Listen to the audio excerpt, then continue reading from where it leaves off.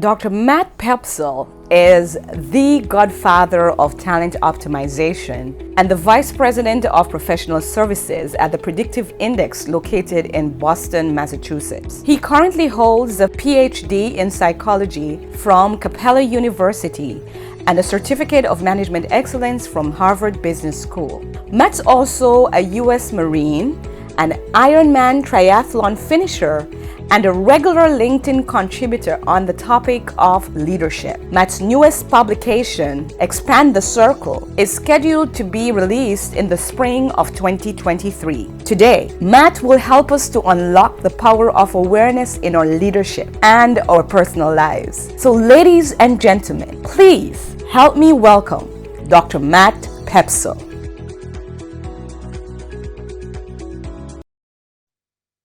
Self-awareness is critical for effective leadership. Without awareness, a leader can't capitalize on their strengths.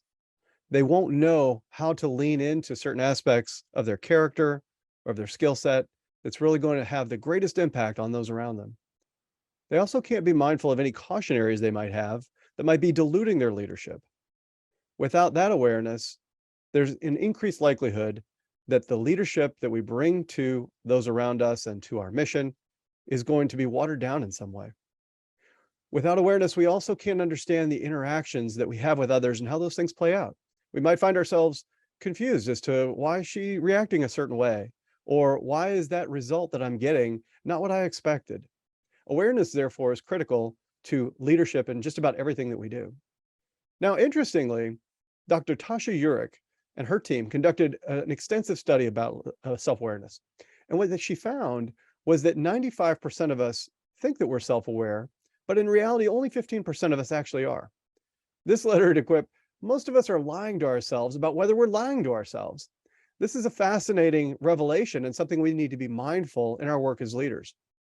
Awareness, it turns out, is the antidote to inattentive leadership. And it's that inattention that can really get us into trouble. Now, when we think about the most basic foundational amount of self-awareness, I like to use a term that I call plus minus delta.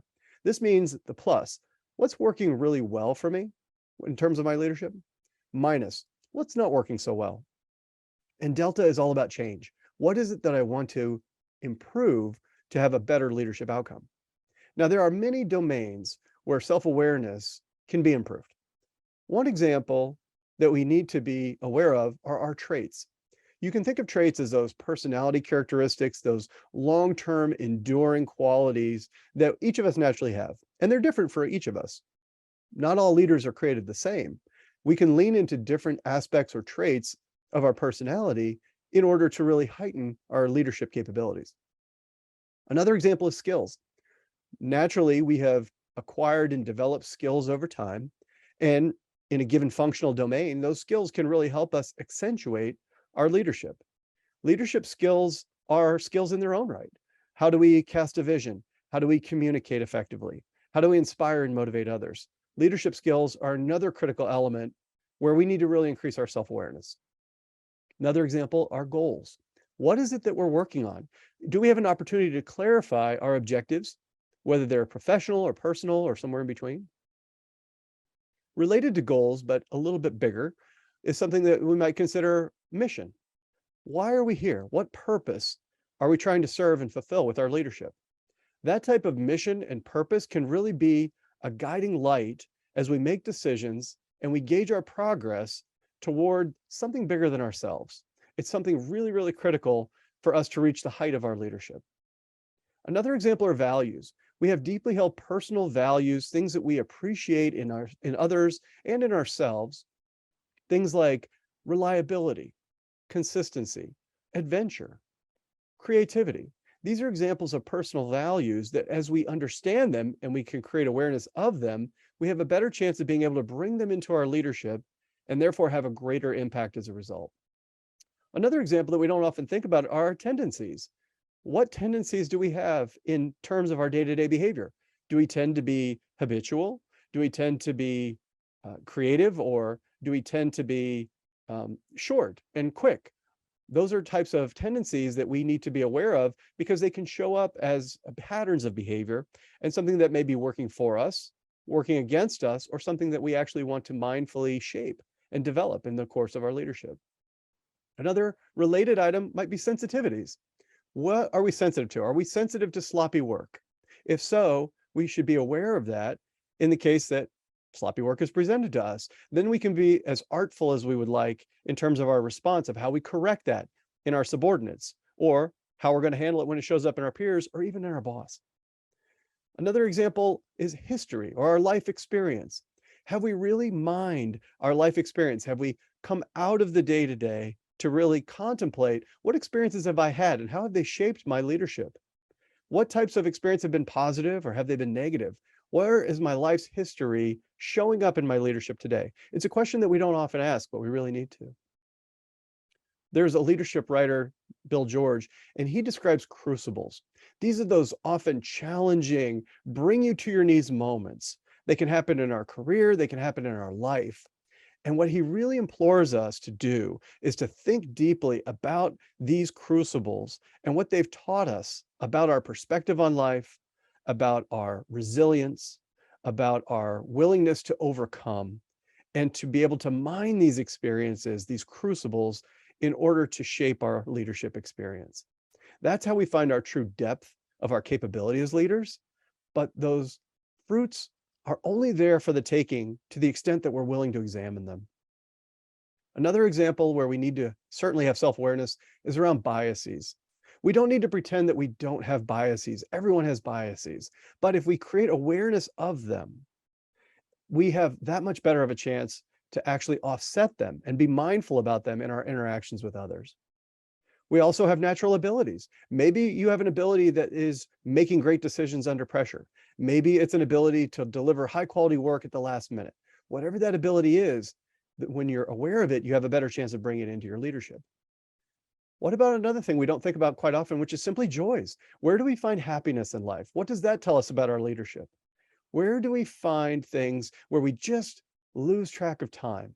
Where do we find that flow state? Where do we find the sincere happiness, whether it becomes with family experiences, whether it's certain things at work, whatever it might be in our life? There's ways, if we're creative enough, that we can bring that into our leadership as well.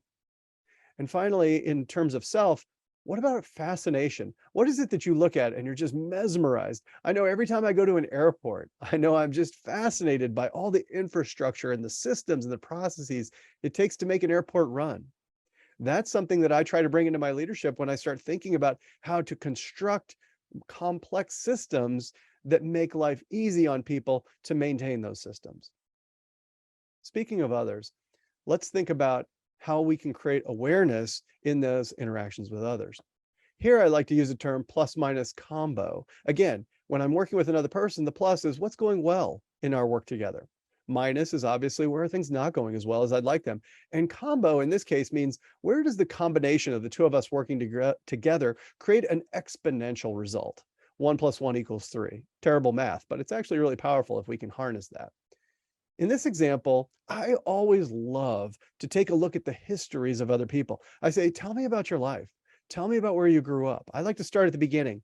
And as they tell me their life story, I'm looking for patterns of behavior so that I can understand them better. Did they always make decisions that come and reflect a certain principle or something like this? And I like to call these to their attention and verify, here's what I'm hearing. Is this resonating with you? What I'm doing when I ask them to relate their histories to me is I'm looking for common ground, areas that we have shared experience or perspective, because I can bring that into my leadership, whether it's a peer, whether it's a subordinate, whether it's a boss, and I can use that to enhance our work together.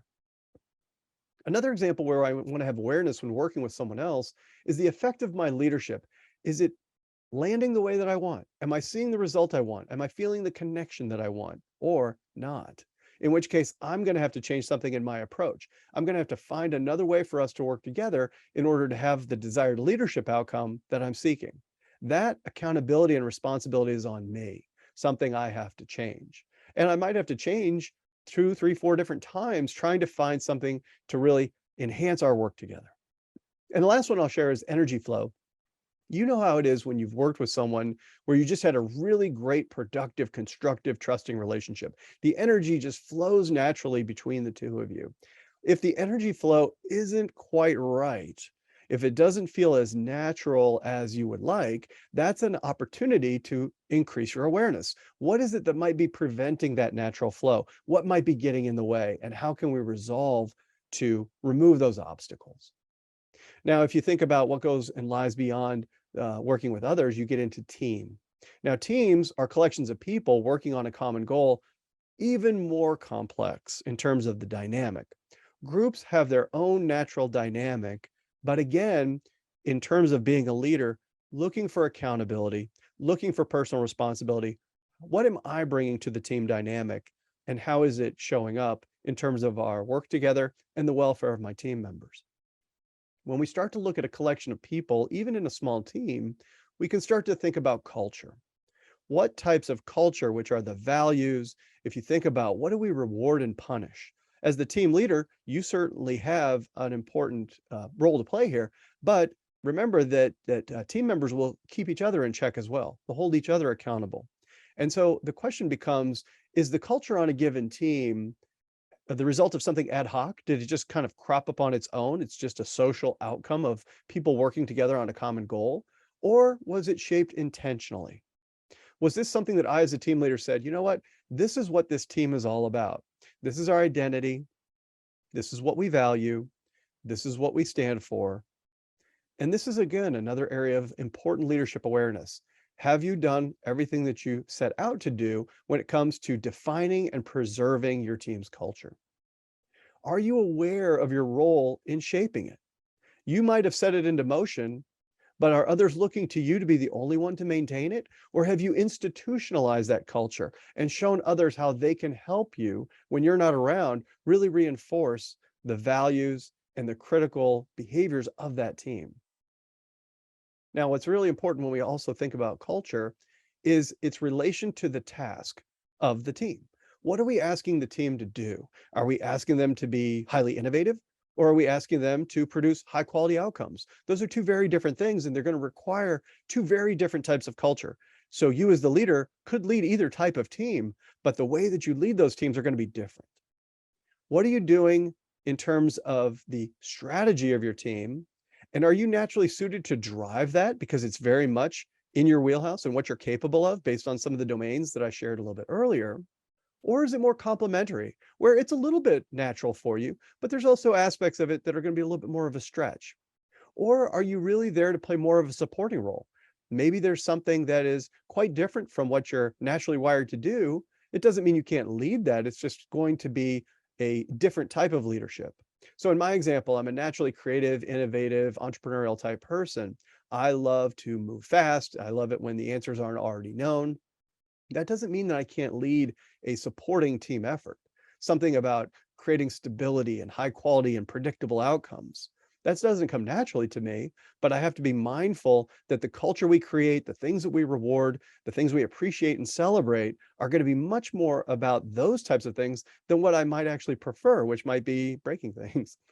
Now, if we expand teams and you start thinking about the entire organization, there's really interesting research that has taken place that's really sort of shown a light on effective organizational dynamics. And the question I'd have for you is, do you consider yourself to be a go-to leader? Meaning, do people go to you when they need help? Now, there's a technique called organizational network analysis, where they look at the flow of information and decision-making in organizations, and they use computer models to create this network map. It looks like this grid of highlighted nodes and hubs and connecting points. And what it highlights is who are the effective networkers in an organization? Who are those go-to people? We all know them from our past who seem to be the center of how things get done. When you think about these people, they're come to find, the research has, that these are helpers. Helpers do two things that are really important.